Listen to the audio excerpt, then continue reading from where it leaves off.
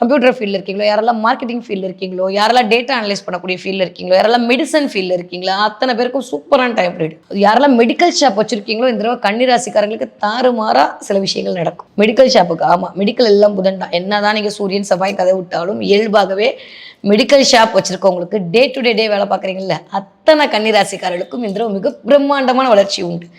அதுவும் யாரெல்லாம் ஆட்டோ ஓட்டுறீங்களோ, இந்த தடவை கன்னி ராசிக்காரங்க ஆட்டோ ஓட்டக்கூடிய ஆட்களாக இருந்தீர்களா, இந்த தடவை வருமானம் வேற லெவலில் இன்க்ரீஸ் ஆக போகுது. ஏன்னா ஆட்டோ எல்லாமே சனியின் காரகத்துவம்.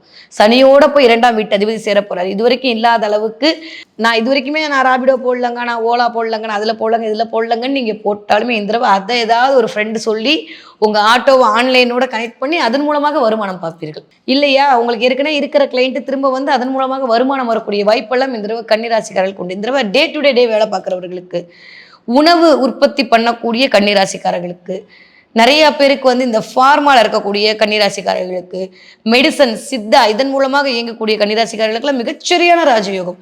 திடீர்னு வந்து ஒரு பிராண்டிங் பண்ணுவீங்க. உங்களுடைய விஷயத்தை பிராண்ட் பண்ணுறதுக்கான அமைப்பு கிடைக்கும். நான் லேபிளே போடாமல் சில விஷயம்லாம் பண்ணிட்டு இருக்கேன். இப்போ திடீர்னு லேபிள் டைப் பண்ணி அதுக்காக ஒரு முன்னுரிமை கொடுப்பீங்க. உங்களை நீங்கள் ப்ரமோட் பண்ண ஆரம்பிப்பீங்க. இது வரைக்கும் இல்லாத கன்னிராசிக்காரர்கள் உங்களை நீங்கள் ப்ரமோட் பண்ணிக்கிறதுக்கான வாய்ப்புகள் வரும்.